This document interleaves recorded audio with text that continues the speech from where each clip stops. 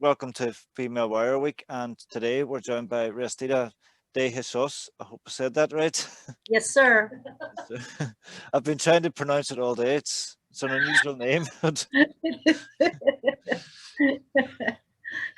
Well, thank you for having me. It's just a little note on my name. Somebody asked me yesterday at another filming shoot, doesn't that mean like little something? And I went, no, actually my name actually has no meaning. It's just a shortened version of my mom's original name, Restita.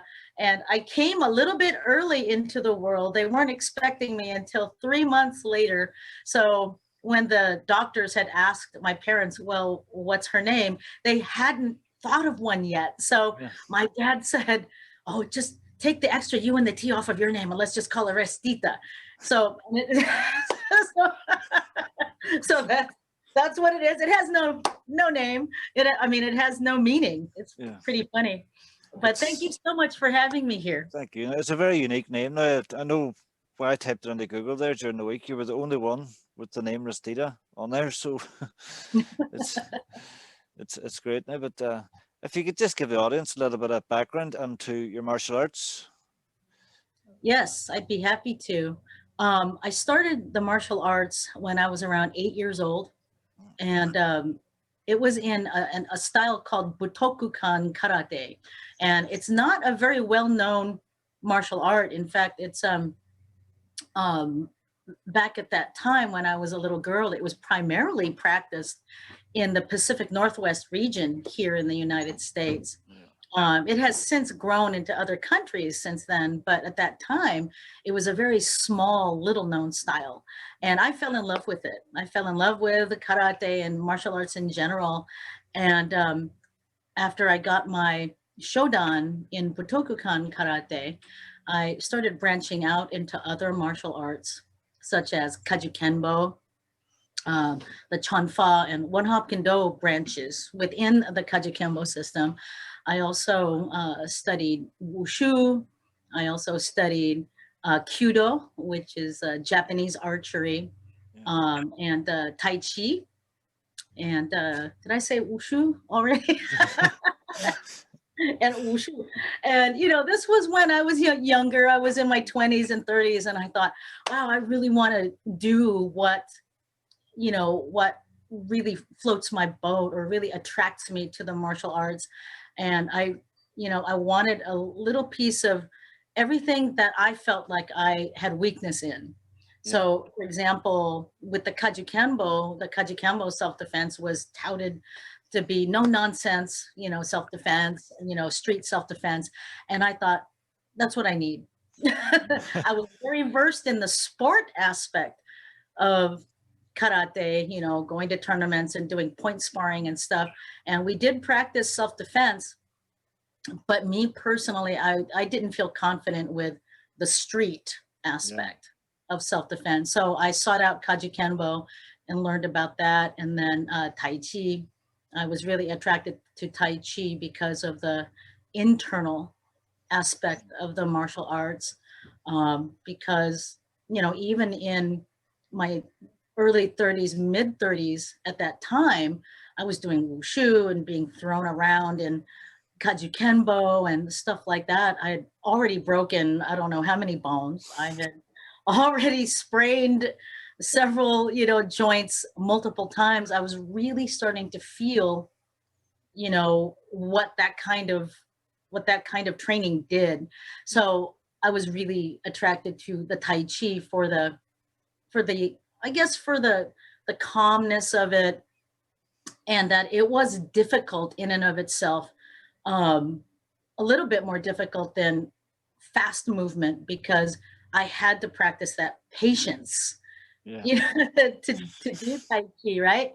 And I figured, when I'm 65, 75, I can still do it, rather than, I know I won't be able to be jumping around when I'm 75. So but with Tai Chi, I'll still be able to do that. And I also got into the Filipino martial arts as well. I got into Eskrima back in the early 1990s, and have just been, a full-time student, I guess, since I was a little girl. Such a varied range there now. you've got the very hard style martial arts, but you've got the very internal kind of spiritual side of it too. And have you always been drawn to that spiritual side and internal side? I know you said you done Kudo, which is very, very much internal. Like it's probably one of the most difficult arts to actually Yes. master.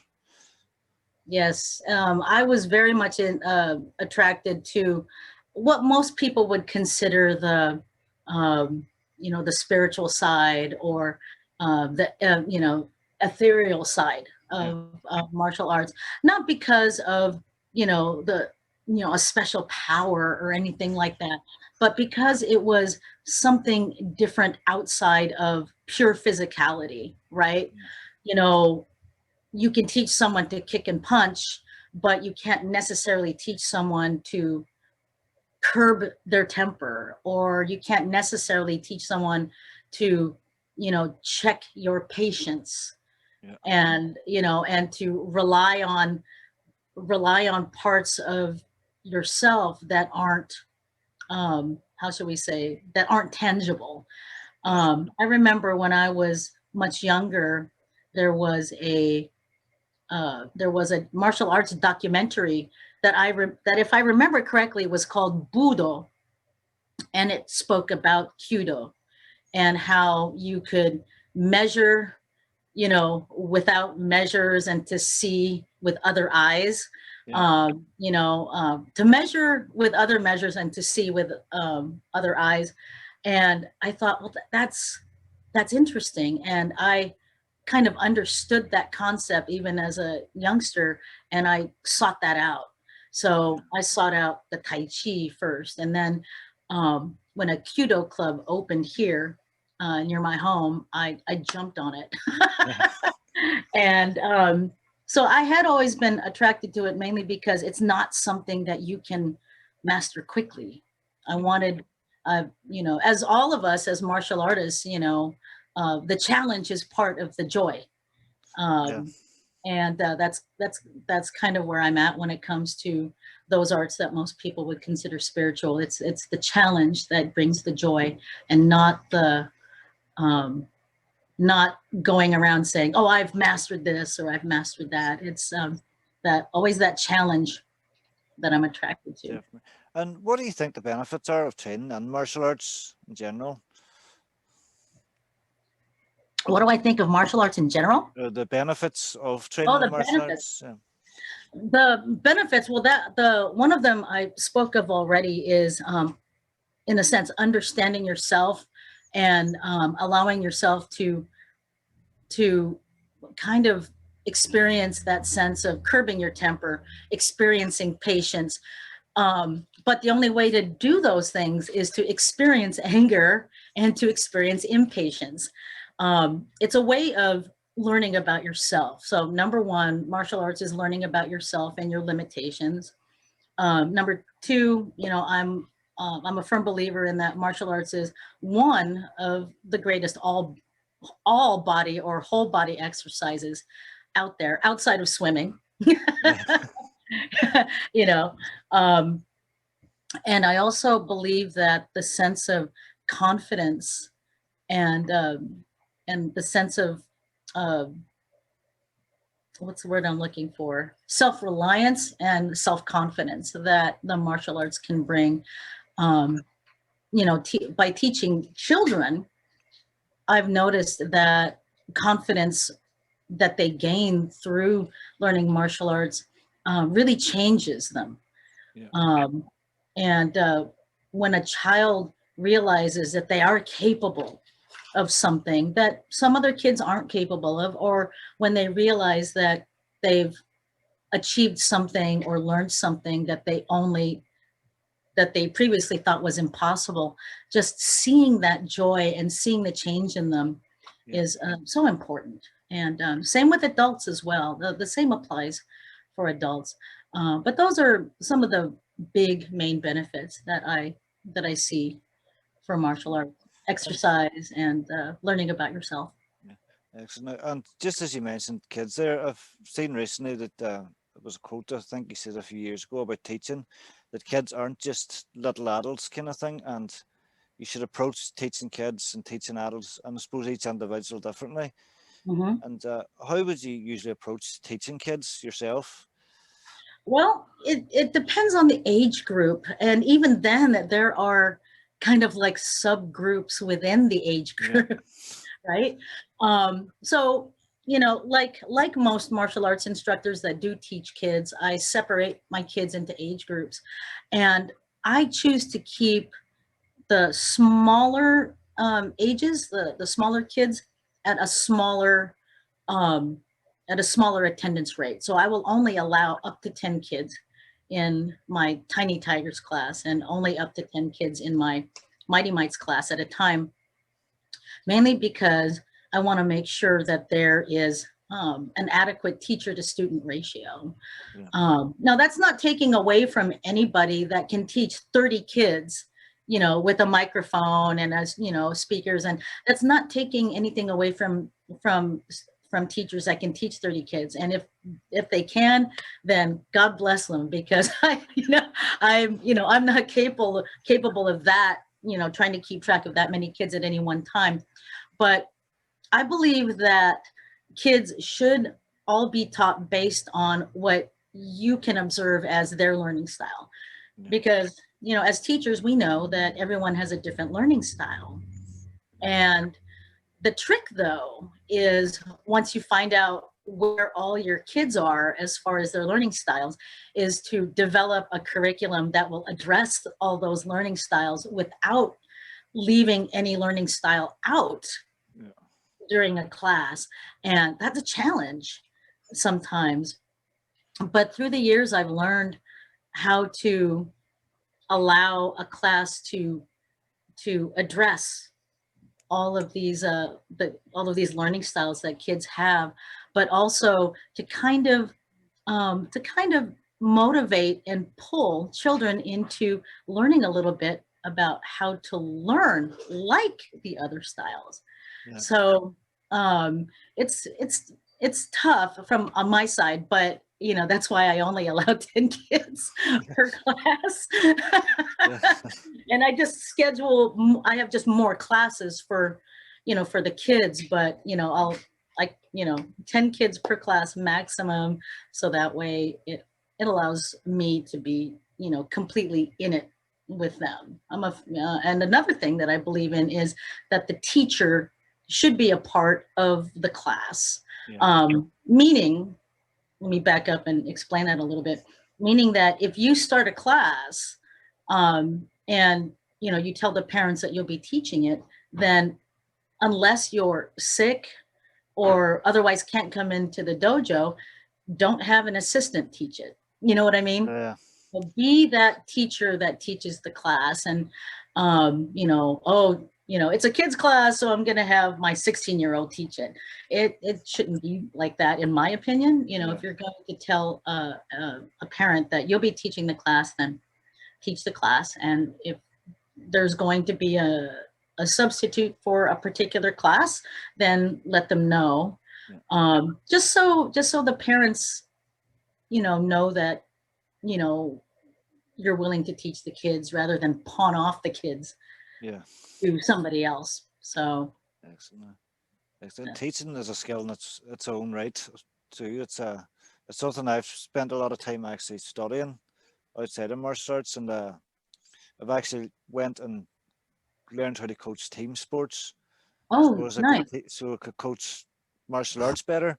Mm-hmm. And it's very interesting, even looking at different sports, the different coaching methods and different teaching methods. It's very interesting, but I think it's a skill that a lot of instructors should spend a little more time on, kind of thing, and kind of concentrate on how to teach, because you have some excellent martial artists out there, but their quality of teaching isn't quite the same level as their martial arts.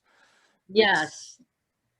It's true. It's true. I was going to say the same thing, that there are many technically phenomenal, ingenious, people out there that have a phenomenal skill. However, sometimes I've met people that had phenomenal skill, but their idea of teaching was follow me. Yeah. You know, follow me, just do what I do. And, you know, no explanation, no whatever. Now, you know, with that said though, um, when I was learning in China and Japan, a lot of the learning is based on watch and do as opposed to too much explanation. Yeah. And that's, you know, and that's fine. You know, I did learn a lot when I was training in China and Japan. You know, however, if somebody says, just follow me, and there's no feedback on what you're doing, then that's something different, you know. Yeah. But like you said, you know, sometimes the skill of teaching doesn't necessarily match the skill. And unfortunately, you know, when young martial artists, and when I say young, I don't mean age, but you know, when they first get their shodan, Yeah. let's say when some people get their shodan, they figure, well, you know, I'm a black belt, I'm considered, you know, an expert, quote unquote, so I should be able to teach. And that's not the case. Yeah. You know, just because you can learn well doesn't necessarily mean that we can impart it well. And like you, I had to do a lot of research, primarily in child psychology, and working with children. I took psychology classes when I was in college, and still do research now on learning curves and learning methods and how psychology works into it, specifically so I can teach kids and adults, you know, at a comfortable pace that that I know they would get some benefit out of, rather than me just spouting out words. Yeah. That's it. And what advice would you give a young student starting out in martial arts? Oh, for youngsters, um, well, for all youngsters, I want young people starting in martial arts to know that martial arts is not a sport where you have to already know it. And I say that because many children that I've met think that you already have to know karate or taekwondo or anything like that before you can do the class. Yeah. So number one, I'd like youngsters to know you don't have to know it to be able to learn it. And number two, that it's good for everybody. You don't have to be someone that's picked on. You don't have to wait until a bully gets to you. Try it, because martial arts is fun.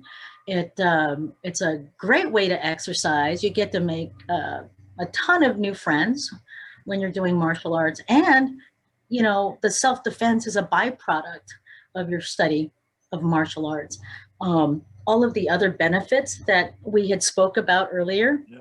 you know, that is a part of the martial arts. However, if we, you know, tried to tell kids that right off the bat, then, you know, might go over their head. You know, the fun, the camaraderie, and the physicality, you know, I found attracts many kids to it, especially if they see it on TV or in the movies. The self-defense, the respect, the self-discipline, although those are byproducts, those are going to stick more than, you know, than the physicality of the martial arts. So get out there and do it, kids.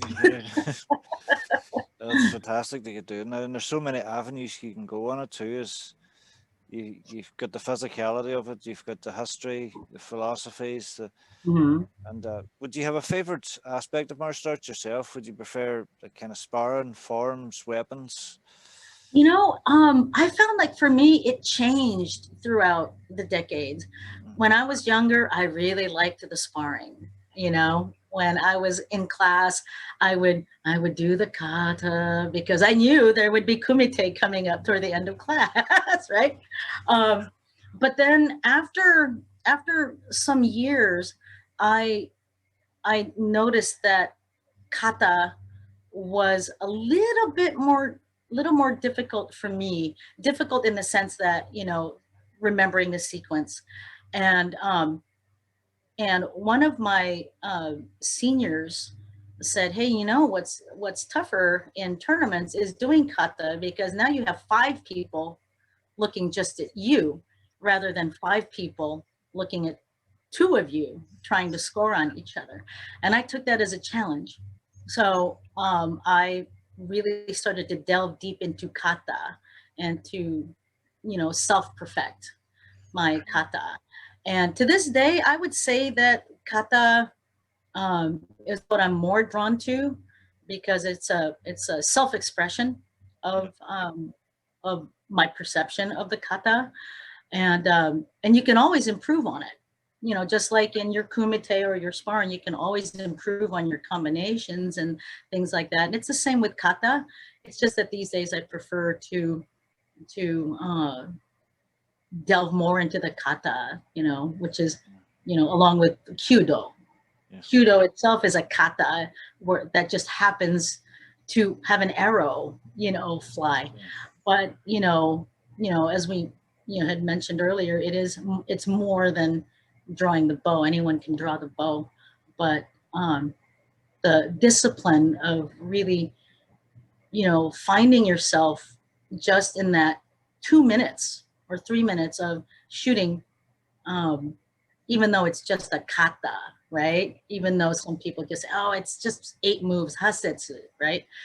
It's a kata itself is a very good teacher about yourself.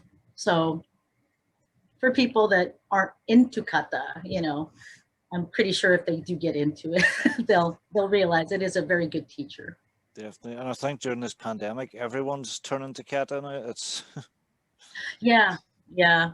That was the hard part about, speaking of the pandemic, that was the hard part about teaching, for me, in that sense, is that, we are doing a lot of kata and a lot of, solo stuff. I know, Kat was teaching a lot of just combinations, because no one can come into our studio and hit the bags or, spar with each other, at the school. But that was the hard part about teaching on Zoom was, how much kata can you teach without your students getting bored of it, right? So, we've had to devise many different, ways to make kata more interesting on Zoom for self-practice. But, like I said, it's a learning curve, kata. it's one of the things we actually tried there before Christmas. I Mhm, think for about 8 weeks before Christmas, we were doing Zoom classes, even with the young kids. But we've mhm, never done kata with anyone under 10, really. mhm. And we decided we'd run a contest over the 8 weeks. They'd learn the kata through Zoom. And on the Uh-huh, final night, we would have them all compete. uh-huh. And it was for a gift voucher for the local toy store.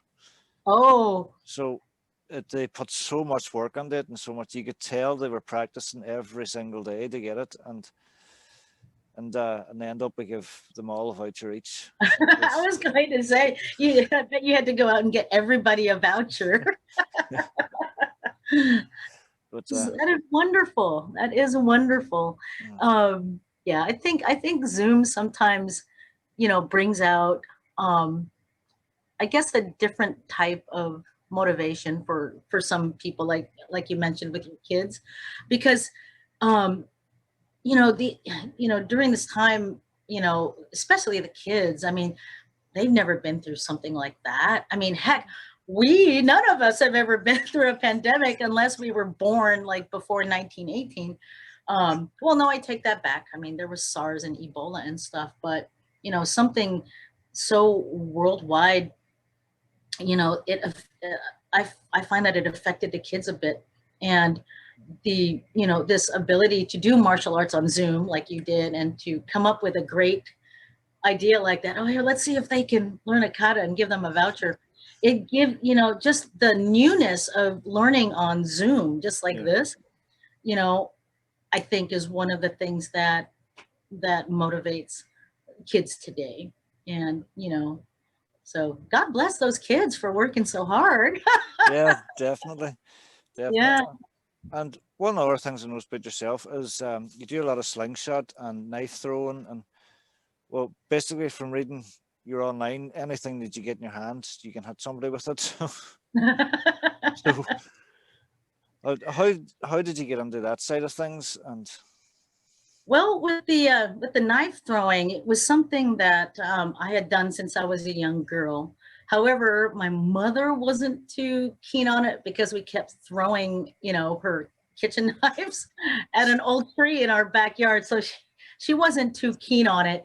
And then for about 15 years or so, I just didn't throw knives at all.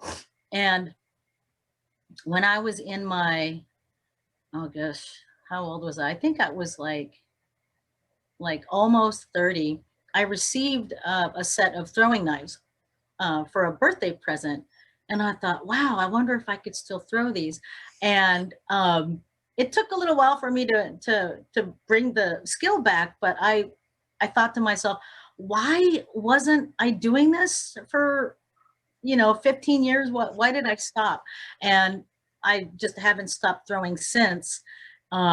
And I've learned different ways of throwing, and now I teach lessons in knife throwing, and it's been fun. I like just like with any skill art, I like the challenge of it, and almost how do I put this? There's a challenge in knife throwing in that you can't just throw a knife from any distance and expect it to stick, because knife throwing is largely a distance oriented thing as opposed to just technique. Of course, you have to have good technique, but it is based on distance. So in those movies where you see the good guy pull a knife out of his boot and throw it across a parking lot and it hits the bad guy in the back of the neck, hundreds of yards away, that's not true. That's Hollywood. Yeah. So my attraction to it is to be able to recognize the distance where I need to be and recognize which throwing method I would need, much like instinctive archery. You kind of have to know your distance. Yeah. Without the sights and without the,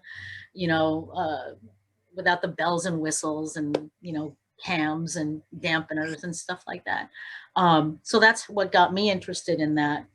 As far as bullwhip and blowgun are concerned, I had a friend in high school who did blowgun, and a friend of mine in the Philippines did blowgun as well. And in the Philippines, they call it sumpit. And, being Filipino, I love everything that has to deal with my culture. So I started to research the use of the sumpit, not only as a hunting weapon, but also as a sporting weapon. And back in the early 2000s, I actually bought an actual blowgun rather than making one out of PVC pipe. I actually bought a steel blowgun and started practicing with it, researching stuff online, found out that there are actually international blowgun associations. And I had no idea. So I joined those associations and found out that there were ways within those associations to kind of gauge your skill and actually get ranked, so to speak, as far as your ability to shoot a blowgun or teach. So and I thought that was a great challenge as well, because again, it is largely a distance-oriented art, and I'm always up for a good challenge. And bullwhip was something I'd always been interested in as a little girl, but I didn't get a bullwhip until I was in my mid-20s. And I found out, looking back, I found out I was cracking it incorrectly because I was trying to crack it like people snap a towel. Yeah. And I kept wondering, why do I keep hitting myself in the head?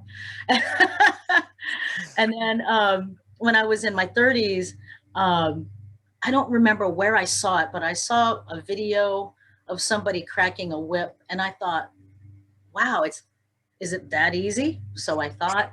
So I tried it and realized it wasn't that easy. There is a technique to it. There is a sense of timing that you need to crack a whip. And fast forward to internet days, I found out that there are different ways to crack the whip, not just one way. And I thought, hey, new challenge, whether it's, single whip, double whip, using a bull whip or a longer stock whip. So I've just been pursuing that ever since. It's something you don't hear a lot about now, is the blowgun or the whip and that.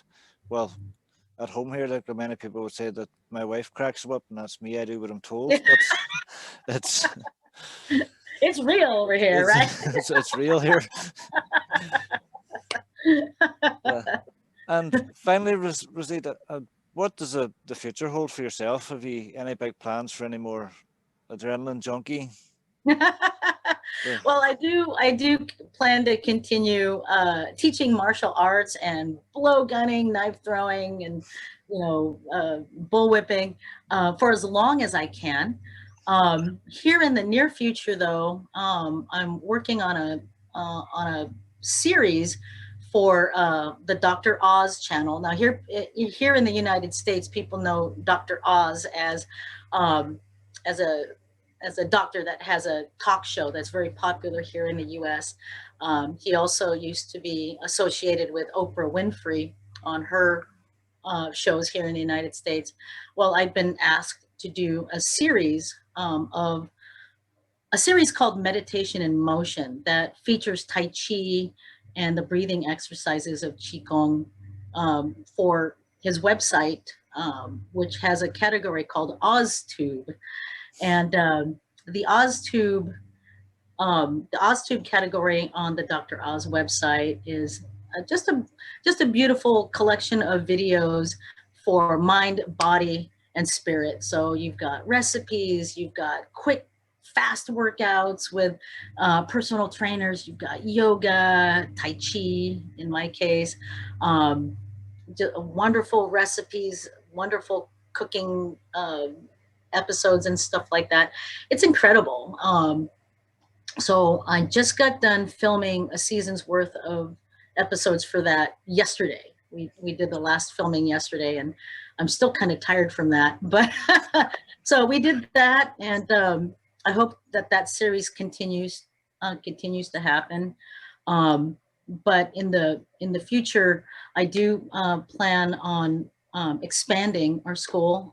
Me and Kat are hoping to expand our school, if not expand by remodeling, expanding by actually moving into a new space. We don't know when that's going to be. It could be within the next 5 years or 10 years, but that's kind of what we're looking toward. Excellent. Excellent. So it's fantastic. I look forward to seeing the series now. I must look out for it. And thank you very much for coming on today, Restita. Thank you for having me. A pleasure. And thank you to both you and Kat for all your support on Female Warrior Week. It's fantastic to have both of you here. And awesome. It was a pleasure to be on your show today. Thank you so much, Sensei. Thank you now, and speak soon. Okay. Bye-bye. Bye.